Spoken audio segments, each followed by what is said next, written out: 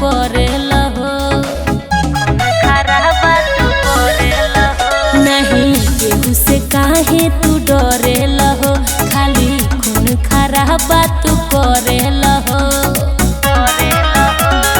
आवता से काहे तोहर सीधे सरकार से, हम ना डेरानी रानी कोनो रंगदार से। पढ़िले बिलोंग कुर्मियान परिवार से, पढ़िले बिलोंग कुर्मियान परिवार से, पढ़िले बिलोंग कुर्मियान परिवार से, पढ़िले बिलोंग कुर्मियान परिवार से। मत रहे द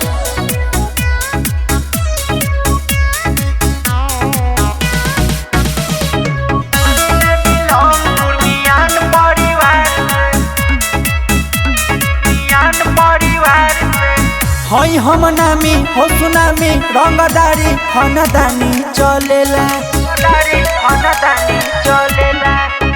जहिया जही बधराई त होई रे लाई की होई हाय, सब जाई कमाई वही में झोकाई की आए हाय। लफुन के संगे तू तो घूमता रतार से, हम ना डेरानी रानी कोनो रंगदार से। पढ़िले बिलोंग कुर्मियान परिवार से, पढ़िले बिलोंग कुर्मियान परिवार से, पढ़िले बिलोंग कुर्मियान परिवार से, पढ़िले बिलोंग कुर्मियान परिवार से।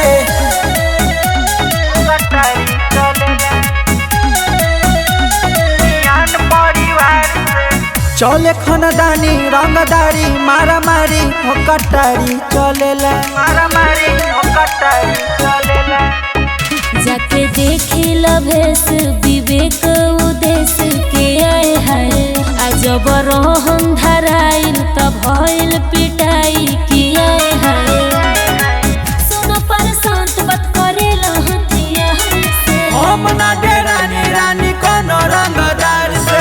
पढ़िले बिलोंग कुर्मियान परिवार से, पढ़िले बिलोंग कुर्मियान परिवार से, पढ़िले बिलोंग कुर्मियान परिवार से, पढ़िले बिलोंग कुर्मियान परिवार से। अरे काहे ऐसे फेंकतड़।